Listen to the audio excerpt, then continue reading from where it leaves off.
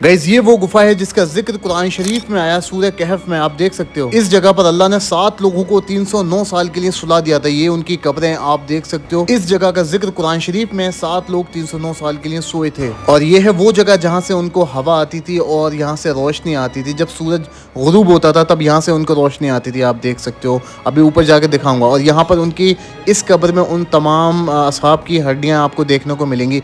आप देख सकते हो, मैं जूम करके दिखा रहा हूँ यहाँ से, शायद आपको देखने को मिल जाए। और ये वो सारे बर्तन हैं जो यहाँ पर मौजूद हैं, पुराने ज़माने के एकदम। सो अस्सलाम वालेकुम गाइस, कैसे हो आप सब? आई होप आप सब अच्छे हो गए। सो गाइस आज हमें जॉर्डन में और आज हमारा तीसरा दिन है। तो आज हम एक ऐसे मकाम की ज़ियारत करने के लिए जा रहे हैं जिसका जिक्र कुरान शरीफ में अल्लाह रब्बुल इज़्ज़त ने किया है। कुरान शरीफ में आपको उसका जिक्र मिलेगा जिसका नाम है द केव ऑफ 7 स्लीपर्स, यानी कि असहाबे कहफ, जो लोग 300 साल तक के लिए अल्लाह रब्बुल इज़्ज़त ने सुला दिए थे। और वो केव यानी कि वो गुफा आज भी यहाँ पर मौजूद है उसी हाल में। आज हम उस जगह की ज़ियारत करने वाले हैं यार, और मैं उसके लिए बहुत ज़्यादा एक्साइटेड हूँ क्योंकि हमने कुरान शरीफ में उसका जिक्र सुना है। वो सारी चीज़ें हम एक्सप्लेन करने वाले हैं इसी व्लॉग में और दिखाने वाले भी हैं आपको। तो इस व्लॉग को एंड तक ज़रूर देखना। तो यार अभी अपने होटल से निकल आए और अब बैठते गाड़ी में। तो हमारे होटल से हमको पहुंचने में लगभग 1 घंटा लगेगा। ये आप देख सकते हो सामने कितनी सारी गाड़ियां लगी हुई हैं। और ये जो आपको फ्लाईओवर दिखाई दे रहा है ना, ये पुल इंडिया ने जॉर्डन को बना करके गिफ्ट किया है यार।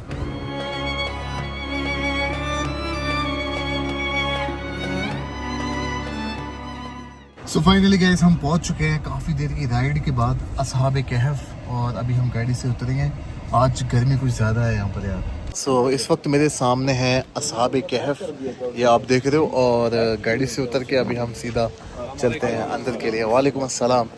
सो यहाँ की एक आदत बहुत अच्छी है, मतलब यहाँ पे ना अगर यहाँ के जो लोकल हैं उनको लगता है कि सामने वाला मुस्लिम है तो सलाम करते हैं छूटते ही, सलाम वालेकुम। मतलब ऐसा नहीं है कि अननोन है हमारे लिए या कोई भी है, कुछ भी मैटर नहीं करता। यहाँ पर मुसलमान है तो अस्सलाम वालेकुम। खैर यहाँ पे एक खूबसूरत सी एक मस्जिद बनी हुई है। ये देखो यहाँ पे ना सारी मस्जिदें पत्थर से बनी हुई हैं और सबके कलर ऐसे ही है, मतलब ये क्रीम सा कलर जो भी है, बीच कलर का। तमाम मस्जिदें मतलब इसी तरीके से बनी हुई हैं और इसी पत्थर से बनी हुई हैं। अभी हम अंदर भी चलेंगे इस मस्जिद में, लेकिन पहले हम चलते हैं असहाबे कहफ की उस केव में। ये देखो इन्होंने ना ग्रास कट किया है, उस पर कितने प्यारे तरीके से लिखा हुआ है इन्होंने यहाँ पर ला इलाहा इल्लल्लाह। ये देखो ये पूरी तरीके से यहाँ लिखा हुआ है खूबसूरत अंदाज में एकदम। तो ये तो अभी पीछे की मस्जिद है और इधर से हम चलेंगे असहाबे कहफ के लिए। ये रास्ता जा रहा है असहाबे कहफ के लिए, उस गार के लिए, उस गुफा के लिए जिसमें वो 309 साल के लिए सो गए थे। आप देख रहे हो आज भी इस जगह को पुराने तरीके से रखा गया है।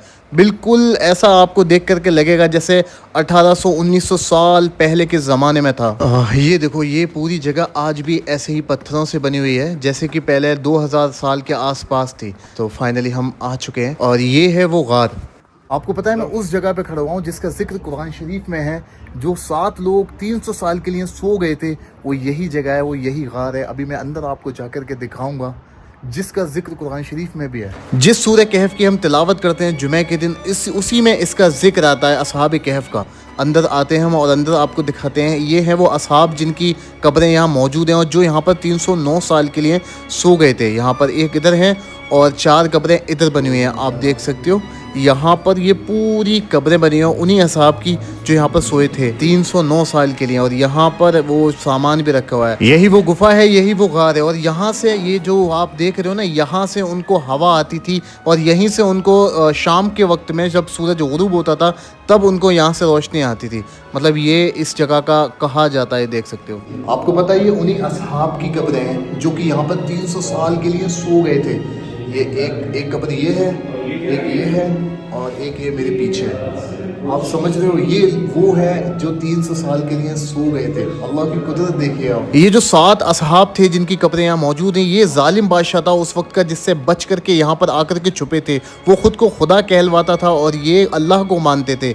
ये उससे छुप करके इस गार में आए थे। उस वक्त का जो बादशाह था उसका नाम था दखियानूस। तो दखियानूस से छुप करके वो इस गार में आए थे और अल्लाह ने उनको 309 साल के लिए सुला दिया था इसी जगह पर। आप देख सकते हो। और इस वाली कब्र में ये जो आपको दिखाई दे रहा है ना, यहाँ पर कहा जाता है कि उनकी हड्डियाँ इस जगह पर मौजूद हैं, इस कब्र के अंदर मौजूद हैं, लेकिन इसकी कोई भी मेरे पास रेफरेंस नहीं है, ऐसा मैंने सुना है तो मैं आपको बता रहा हूँ। जूम करके दिखाता हूँ मैं आपको, यहाँ पर आपको साफ साफ हड्डियाँ दिखाई दी जाएंगी। कहीं कहीं सुनने में आता है कि ये उनके उस कुत्ते की हड्डियाँ हैं जो कि उनकी रखवाली करता था गेट के बाहर बैठ करके, और कहीं कहा जाता है कि उन असहाब की हड्डियाँ हैं इस कब्र के अंदर।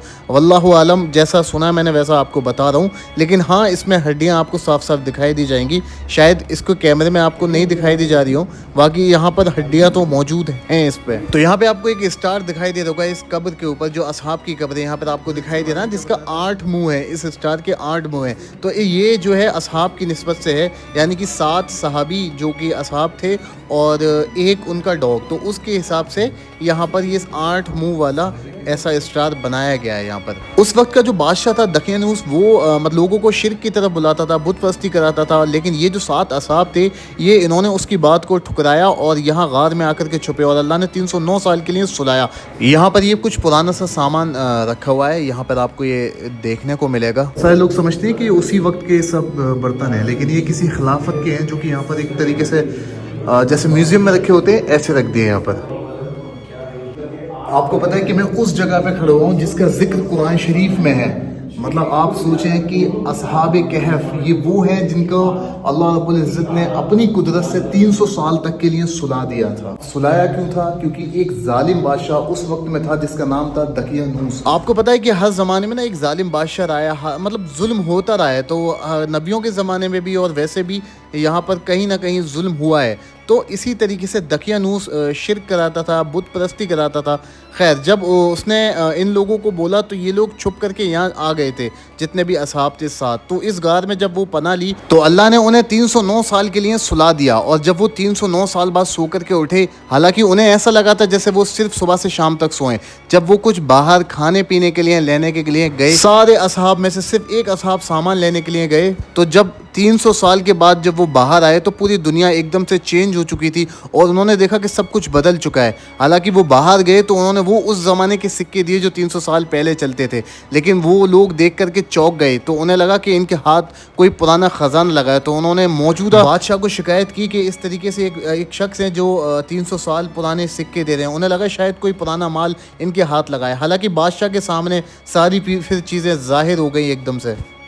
तो जब वो 300 साल के बाद बाहर आए थे ना, तो बादशाह को उन्होंने सब कुछ बताया। और वो बादशाह जो था वो उस वक्त में ईमान वाला था, यानी कि जो दकियानूस था वो मर चुका था, और 300 साल के बाद जो बादशाह था वो ईमान वाला था, उसको सारी चीज़ें पता चली। फिर ये ज़माने में एकदम से आम हुई। उस वक्त में जब वो बादशाह था, मतलब जिसके सामने ये सारी चीज़ें खुली, उन्होंने ये ऊपर मस्जिद बनवाई थी। ये देख रहे हो, अभी मैं ऊपर जा कर के आपको दिखाता हूँ। ये मस्जिद थी जो उन्होंने ऊपर बनवाई थी। अभी हम चलते हैं इस रास्ते से, इधर से ये रास्ता जा रहा है, यहाँ से हम चलते हैं ऊपर। बिस्मिल्लाह। एक दफ़ा मस्जिद के अंदर आके दिखा देता हूँ मैं आपको ऊपर से। यहाँ से चलते हैं हम, ये देखो यहाँ से देख लेते हैं। और जो रास्ता दिखाया था ना मैंने रोशनी का, जहाँ से रोशनी जा रही थी, वो ये जालियाँ हैं जहाँ से रोशनी जा रही थी। ये है भाई मस्जिद के अंदर का हिस्सा, देख सकते हो। यही वो मस्जिद थी जो बादशाह ने बनवाई थी, और यही उस मस्जिद के पिलर्स हैं। लगभग 2000 साल के आसपास की बात है, 2000 साल के अंदर की बात है। लगभग 1900 साल ऐसे कुछ हुए होंगे। हमारे नबी पाक सल्लल्लाहु अलैहि वसल्लम से पहले की बात है, आपकी पैदाइश से पहले की बात है। तो ये वो मस्जिद है, देख सकते हो यार। अब ये मस्जिद जो है ना, ये हमारे नबी के वक्त से पहले की मस्जिद है, तो इसका जो रुख है ना वो मस्जिद अक्सा की तरफ है।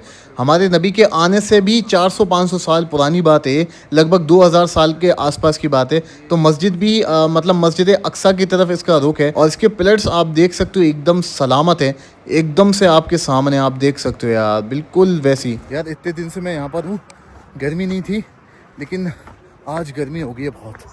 मतलब धूप भी तेज़ लग रही है। इतने दिन से धूप में भी ना मतलब गर्मी नहीं लग रही थी, हवा लग रही थी ठंडी ठंडी। बट आज देखो आप, पसीना आ रहा है मुझे। आप मेरे पिछले व्लॉग में देखा होगा आपने। तो अभी हम चलते हैं भाई नीचे, बहुत चिकने हैं तो संभाल के उतरना रहेगा। तो यार गर्मी इतनी ज़्यादा होने लग रही है अभी यहाँ पर। मतलब अभी मैंने सर पे अपना डाल लिया क्योंकि गर्मी हो रही थी भाई बहुत ज़्यादा। तो चलते हैं हम गाड़ी की तरफ और इस व्लॉग को हम यहीं पर एंड करते हैं। सो गाइज आई होप आपको ये व्लॉग अच्छा लगा होगा, और यार अगर अच्छा लगा है तो चैनल को सब्सक्राइब कर देना। बाकी जॉर्डन के बहुत सारे व्लॉग्स अपलोड करने वाला हूँ मैं, और भी जहाँ जहाँ हम गए थे तमाम जगहों की, तमाम ज़ियारत की बहुत सारे व्लॉग्स मैं अपलोड करने वाला हूँ। आप मेरे इंस्टाग्राम पर भी जाके देख सकते हो, और बाकी तो यूट्यूब पर आपको देखने को मिल ही जाएंगे। तो कमेंट्स करके बताना कि कैसा लगा आपको ये व्लॉग, और चैनल को सब्सक्राइब करना बिल्कुल भी मत भूलना यार, इससे अच्छा लगता है हमें, और कमेंट्स करके बताना ज़रूर।